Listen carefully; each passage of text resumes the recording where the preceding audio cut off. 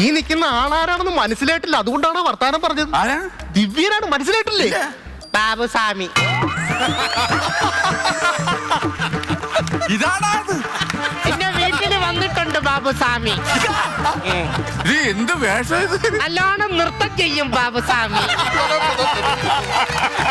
ഒരുപാട് സ്റ്റെപ്പുകൾ ചെയ്യും ബാബുസ്വാമി. നന്നായിട്ട് പാട്ട് പാടും ബാബുസ്വാമി.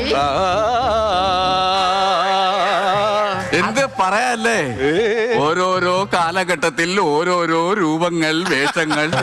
ഇത് സംഭവം അങ്ങനെ മാത്രമല്ല. പിന്നെ ബാബുസ്വാമിയെ സംബന്ധിച്ചിടത്തോളം നമ്മുടെ കാട്ടായിക്കോണത്ത് കുട്ടപ്പച്ചേട്ടന്റെ വീട്ടില് സത്യം പറഞ്ഞ കുട്ടപ്പച്ചേട്ടന്റെ മോക്ക് ബാധ.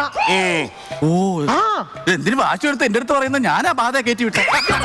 എന്തിനാ അങ്ങനെ ചൂടാവുന്നത്? ഈ കുട്ടപ്പച്ചേട്ടന്റെ മോക്ക് ബാധ. അങ്ങനെ ഇതറിഞ്ഞിട്ട് ബാബുസ്വാമി അങ്ങോട്ട് ചെന്നത്. അങ്ങോട്ട് ചെന്നിട്ട് ഞാൻ കണ്ണുകൊണ്ട് കണ്ട കാര്യമാണ്.